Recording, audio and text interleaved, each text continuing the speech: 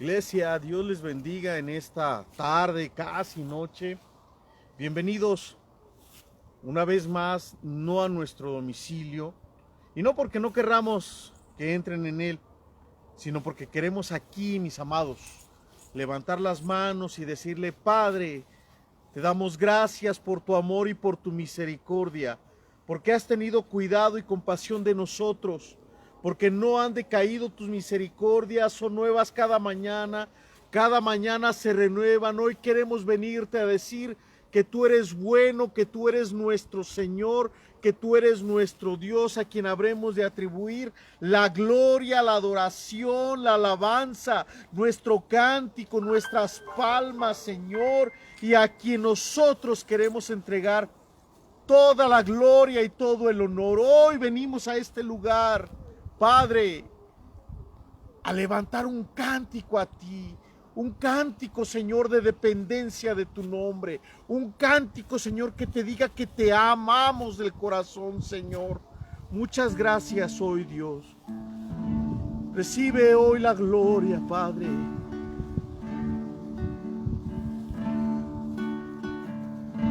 Recibe hoy la gloria, mi Señor.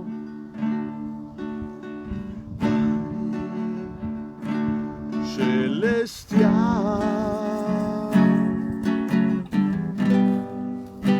de nuevo soy yo, suplicándote otra vez, me prestes atención.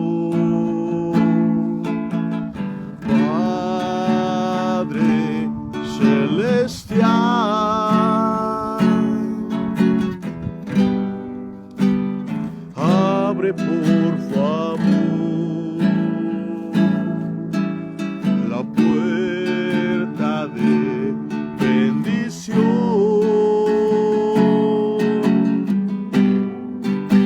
que tienes para mí, porque soy un necesitado,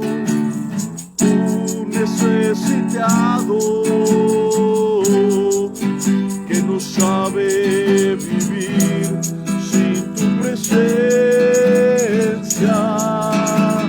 un menesteroso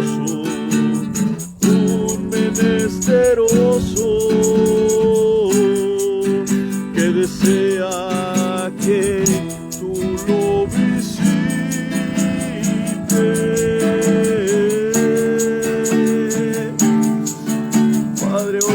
Señor, para entregarte nuestro corazón, Señor. Y como aquel hijo pródigo queremos venir, Señor, a la casa de mi Padre. Queremos venir, Señor, a tus brazos de amor. Queremos venir, Señor, a levantar una adoración a ti, Dios, con todo nuestro amor y nuestro corazón, porque tú eres digno, Dios que cuida de nuestra vida.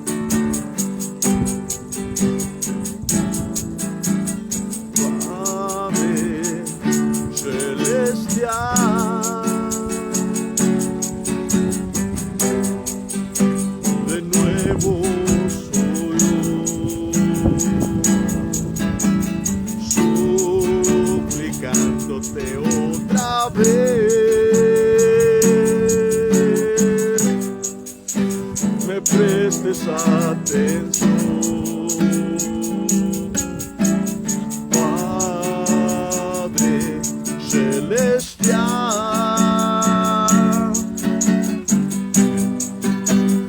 abre por favor, así estamos, Señor, la puerta de bendición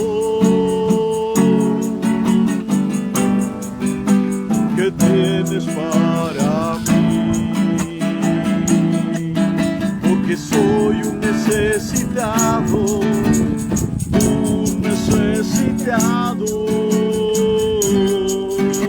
que no sabe vivir sin tu presencia.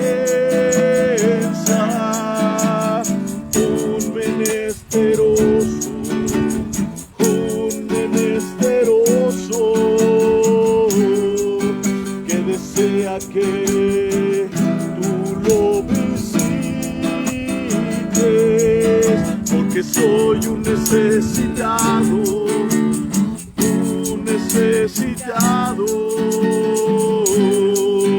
que no sabe vivir sin tu presencia. Un menesteroso soy, un menesteroso que desea que tú lo visites, Señor. Ese es nuestro deseo, que tú nos visites, Señor, en medio del desempleo, que tú nos visites, Señor, en medio de la enfermedad, que tú nos visites, Padre, en medio de las angustias, que tú nos visites, en medio de la ansiedad, que tú visites los hogares, en medio de cualquier problema que haya, Señor, allá donde está el joven hospitalizado, Dios, que tú pongas tu mano poderosa, porque para ti no hay límites de distancia, Señor. Allá donde está la madre angustiada orando por sus hijos, que tú pongas tu mano sobre ella consolando y mostrando que tú no vas a desechar sus lágrimas, sino que vas a tener cuidado cada día de su vida y de su familia. Donde está aquel varón que sale todos los días a buscar trabajo, Señor, y que regresa frustrado, cansado, hambriento. Muéstrale, Señor, que tú sigues teniendo misericordia y que tú eres el Dios que abre puertas de bendición, Señor. Un menesteroso que desea que tú lo visites. Un menesteroso que desea que tú lo visites, Señor. Dios, qué hermoso es estar en tu presencia. Qué hermoso es poder levantar las manos al cielo y decir: Jesucristo, tú eres nuestro Señor. Qué hermoso es poder doblar las rodillas y decir: Señor, mi corazón y mi vida te pertenecen. Que la palabra que se va a predicar, Señor, a través de estas plataformas de la internet pueda bendecir, Señor. Despierta la curiosidad en quien llegue para participar como oidor de esta palabra. En el nombre de Jesús, amén. Amén. Mira, iglesia, quiero pedirle por favor que hay algunas citas que quiero que usted tenga presente. La Biblia nos dice que en el segundo libro de Reyes, en el capítulo 14, en el capítulo 4, en el versículo 18, la Biblia nos enseña que hubo una gran hambre en la tierra. Usted lo puede corroborar en su casa. Le voy a dar muchas citas, pero queremos aprovechar al máximo el tiempo, porque no creímos que fuera a estar así de nublado y se ve bastante oscuro. Miren, mis hermanos, hubo una gran hambre en la tierra y en la escuela de los profetas hubo hambre. Y cuando faltaba el alimento, dice la Biblia que alguno de los alumnos que era estudiante de los profetas salió a recoger unas calabazas silvestres y no encontró calabazas que son comestibles, sino que encontró unos frutos muy parecidos a las calabazas. Y cuando regresó a la aldea, cuando regresó al pueblo, a la escuela, las puso a hervir. Y cuando estuvo en la comida, todos comieron de ella, o estaban comiendo de ella. Y dice la Biblia, mis hermanos, que cuando uno de los estudiantes probó lo que estaban preparando, gritó: ¡hay muerte en esa olla! Y entonces todos se alarmaron, y vino el profeta Eliseo, esparció en la olla unas una harina que sanó, quitó el veneno, lo tóxico a la comida, y todos los estudiantes pudieron comer con tranquilidad. Quiero utilizarlo como metáfora y como base. ¿Por qué? Porque era un estudiante de la escuela de profetas a quien no se le debía dudar de su honorabilidad, o con quien nunca se fuera a creer que quisiera dañar a sus compañeros. Fue, como dicen por allí, sin querer queriendo. Sírvame esta base como una metáfora del hambre espiritual que hay en la iglesia, que hay en las familias, que hay en la sociedad, que hay entre el pueblo. Esta hambre espiritual, mis hermanos, que ha traído la pandemia, por un lado, despierta en nosotros el hambre y el deseo por conocer de Dios, pero por el otro lado nos despierta también, nos debe de despertar el discernimiento para entender que hay un peligro cuando nosotros comemos de todo. ¿Por qué? Número uno, porque no hay alimento donde esperamos encontrarlo. Número dos, porque cuando hay alimento, no todo el alimento que nosotros vemos, hablando espiritualmente, es bueno.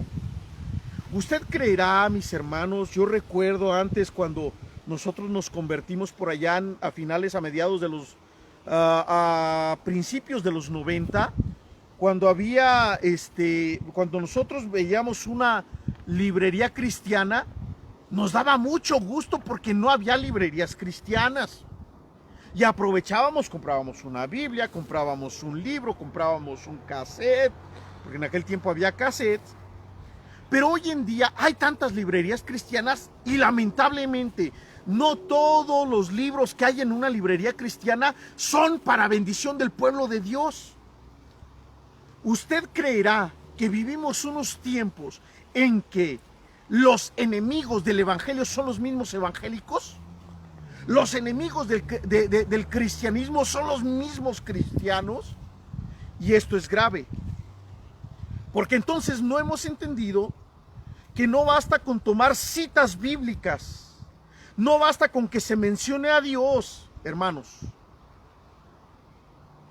No debe de bastar con esto para que nosotros podamos decir que un orador en YouTube, un orador, un predicador en YouTube o un predicador en Facebook es un hombre o una mujer de Dios. Hay muchos predicadores que consideran que es muy difícil sacar un estudio bíblico serio. Hay muchos predicadores. Otros consideran que es muy carnal la preparación académica. Yo tengo muchos amigos que dicen que las predicaciones son muy difíciles de preparar. Algunos otros dicen que la preparación académica en un instituto bíblico o en una licenciatura en teología o en ministerio pastoral o en una maestría es cuestión de la carne. Y hay algunos que dicen que nunca anotan sus sermones como su servidor lo hace porque es de la carne, sino que ellos al momento de estar predicando en el púlpito, el Espíritu Santo les dice qué es lo que tienen que predicar. Algunos otros, mis hermanos, y muchos, a decir verdad, no saben la diferencia. Muchos predicadores no saben cuál es la diferencia entre un código moral de la persona y los principios bíblicos. Y entonces enseñan que lo que él considera como malo porque es su código moral, la Biblia está reprobando también lo que ellos consideran malo. La Biblia no necesita de mi opinión, mis hermanos. Yo necesito del consejo de Dios.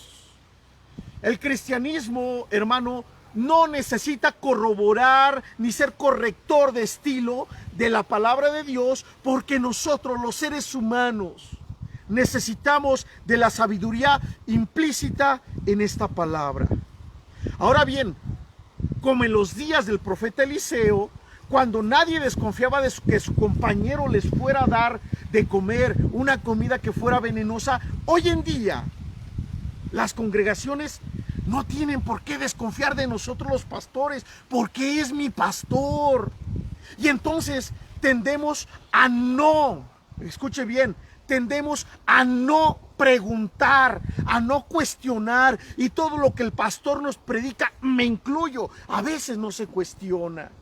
Iglesia mía, amados en el Señor, amigos, usted que ha sido bendecido con las transmisiones de Ribera del Quebar, hermanos, cuestionen lo que predicamos. Si hay algún hermano que es parte de otra congregación, cuestione a su pastor lo que le predica. Es sano cuestionar. Es insano cuando nosotros todo lo tomamos por bien, todo porque el pastor lo dijo.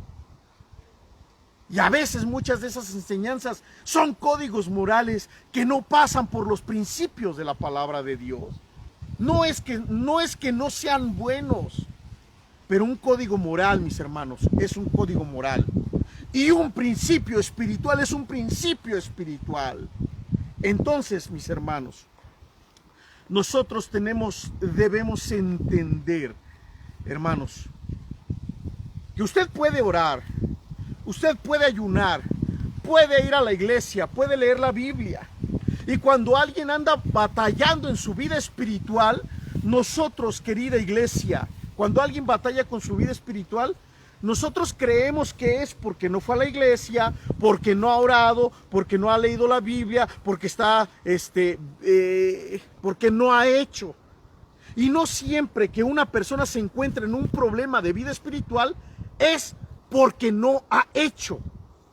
Muchas veces, decenas de veces, cientos de veces que una persona, mis amados hermanos, se encuentra en un déficit en su vida espiritual, no es porque ha hecho. Muchas veces es porque se ha alimentado, y se ha alimentado mal, con comida que le está haciendo daño. Y entonces el resultado es que la vida espiritual o su vida espiritual se agota. Ahora fíjese bien, porque es aquí donde nosotros tenemos que darnos cuenta, mis hermanos, que la vida espiritual nunca tiene que agotarse.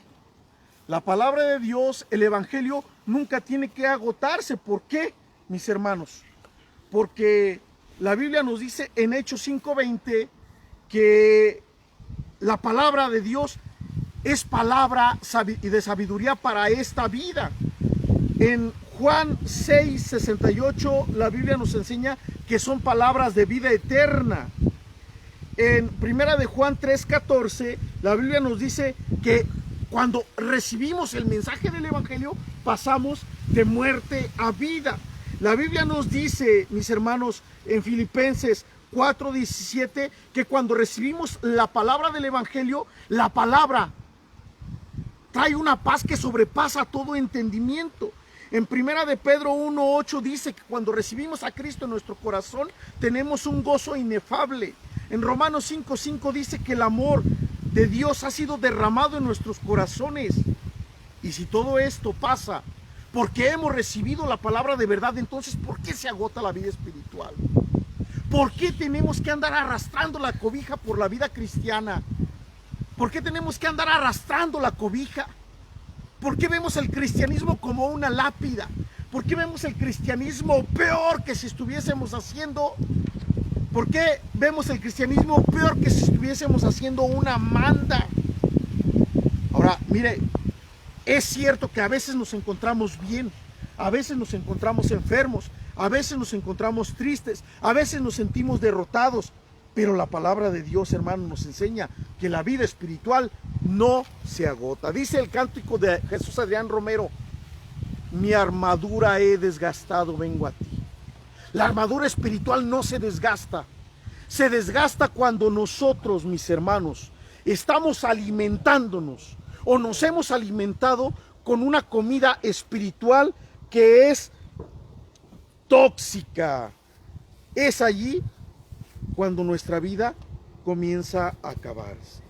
Ahora fíjese bien, porque Jesús en Lucas capítulo 4 Jesús comienza su ministerio de una manera por demás hermosa, porque dice, he aquí el Espíritu del Señor está sobre mí, porque me ha ungido Jehová para llevar buenas nuevas a los pobres, liberar a los cautivos, traer una serie de bendiciones con la palabra que él estaba enseñando. Mire, iglesia, en Ribera del Quebar nosotros les hemos enseñado que Jesús nunca tuvo problemas, nunca con los viciosos. Es más, dice la Biblia que Jesús se sentaba a comer con las prostitutas. Jesús se sentaba a comer con los borrachos, se sentaba a comer con los ladrones, se sentaba a comer con la escoria de la sociedad en aquel tiempo. Y en el tiempo bíblico, que una persona se sentara a comer significaba que tú puedes contar conmigo, cualquiera que sea la situación que tú tengas que vivir. Es decir, cuando Jesús aceptaba la invitación para comer, estaba ofreciéndole a la gente una amistad sincera y genuina. ¿Con quién tuvo Jesús problema? Con los religiosos, con los fariseos. Y entonces los fariseos se preguntaban y decían, ¿cómo es posible que Jesús se siente a comer con los borrachos, con los adúlteros, ¿cómo es posible que Jesús se siente a comer con pordioseros, con mendigos, con enfermos, con prostitutas? ¿Cómo es posible que nosotros, siendo lo mejor de la sociedad, siendo lo mejor que tiene Dios, nos hace a un lado y se va a comer con la gente que no es digna, que no lo merece? Este es el mensaje de fondo de la religión, mis hermanos. Todas las religiones, mis hermanos, este es su mensaje de fondo. De que si tú eres bueno, Dios te va a aceptar. Hay una imagen que por ahí anda en internet que dice que la mejor religión es cuando la persona se hace buena. Es decir, cuando es buena persona, dicen, es la mejor religión. Y los fariseos eran buenas personas. Las prostitutas no eran buenas personas. Los viciosos no eran buenas personas. Y los fariseos, mis hermanos, sí eran buenas personas. Y en eso se fundamentaba la religión, querida iglesia. La palabra religión significa piedad, escrupulosidad, rectitud. La religión es un estado mental o una conducta que expresa el amor a Dios, la confianza a Dios y el esfuerzo por hacer su voluntad. Eso es la religión. Es comprometerse a la obediencia. Es comprometerse a obedecer preceptos que rigen, escuche bien, la conducta, que rigen los rituales, que rigen las fórmulas para acercarse a Dios. Es la razón, mis hermanos, la religión, la razón es para ser agradables a Dios. ¿Qué tengo yo que hacer para agradarle a Dios? ¿Cómo tengo yo que vivir para agradarle a Dios? ¿Cómo tiene que vivir la mujer para agradarle a Dios? ¿Cómo tiene que vivir el joven para agradar a Dios? ¿Cómo tienen que vivir los niños para agradar a Dios, mis hermanos?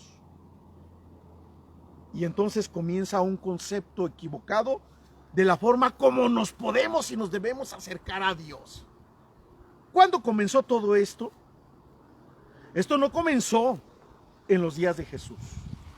¿Cuándo comenzó esto? Esto comenzó, mis hermanos, en el jardín del Edén, cuando el hombre desobedece, y entonces en el hombre y en la mujer había un sentimiento de miedo. Huía de Dios.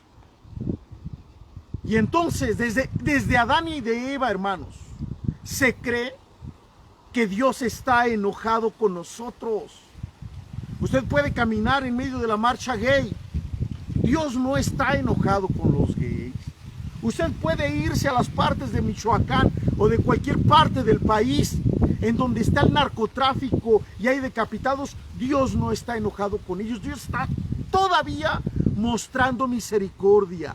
Dios, usted puede ir donde hay ladrones, a las cárceles, a los anexos, a los tutelares para menores, a los prostíbulos, y aún es tiempo de misericordia. Pero el hombre cree que Dios está enojado con él. Y entonces el hombre concibe deficiente a Dios. Y aparte de que Dios concibe deficiente a Dios, la figura paterna no nos ayuda, mis hermanos. Porque hemos tenido entonces papás que están ausentes, padres que el hijo necesita sacar 10 para ganarse el favor del padre.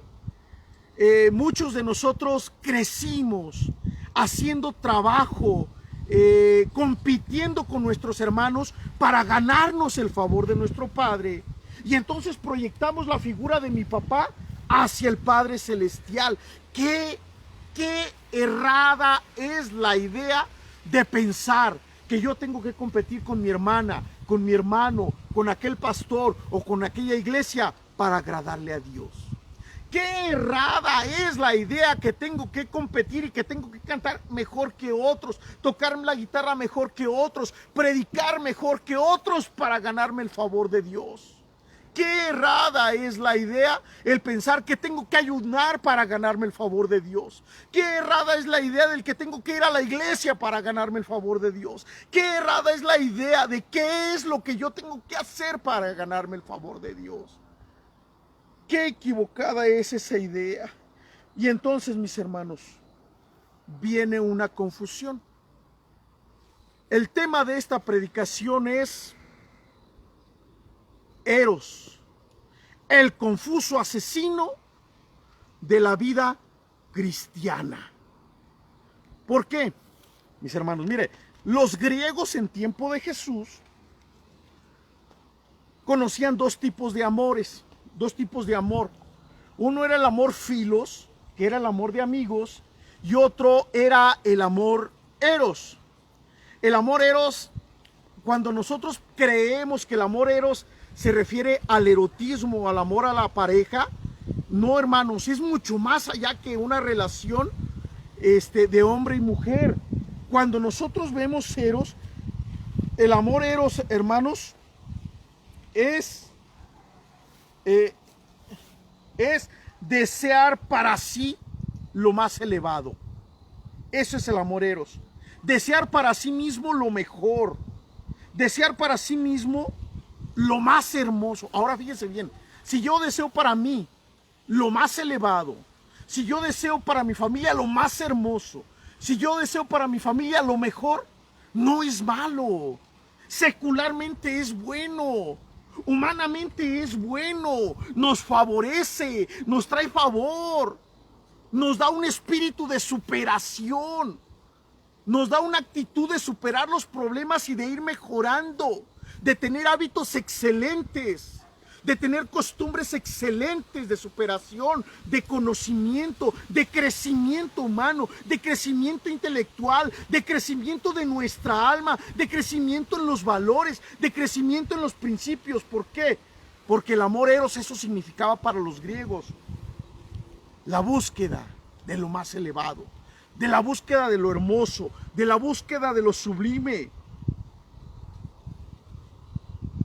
Es decir, el deseo, el anhelo de ser mejores personas, de no tirar basura en la calle, de saludar a los vecinos, de apoyar al indigente, de apoyar al adicto, de darle una moneda significativa al señor que está trabajando como viene, de darle una moneda al niño en el semáforo que nos ha limpiado el parabrisas.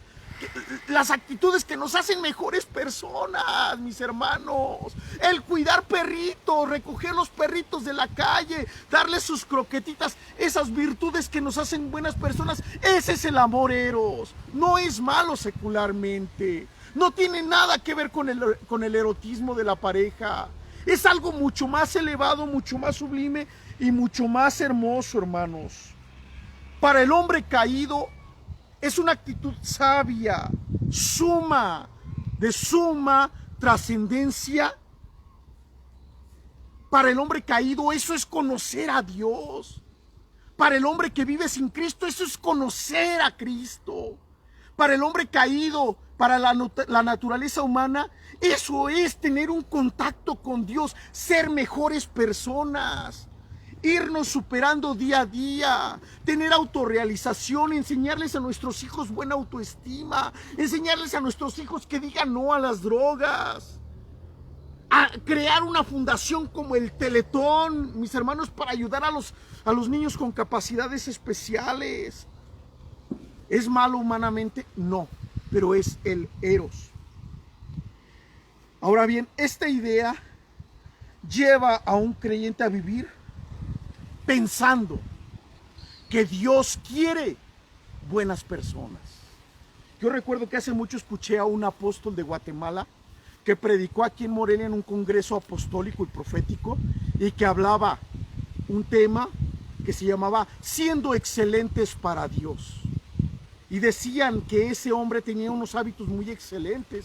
Este hombre sabía cómo comer en la mesa, sabía para qué era cada cubierto, cada cucharita, cada tenedor, cada vaso, cada platito que se comía en la mesa, que se ponía en la mesa. Se sabía el manual de Carreño de la urbanidad al derecho y al revés. Era una excelentísima persona, con excelentes hábitos de higiene, con excelentes hábitos en sus relaciones interpersonales. No era malo, era bueno, hermanos. Y cuando nosotros le enseñamos a la gente, hermanos, que Dios desea que seamos solamente mejores personas, hermano, estamos confundiendo al eros como ese asesino que está matando la vida espiritual. ¿Por qué? No es malo humanamente hablando, mis hermanos.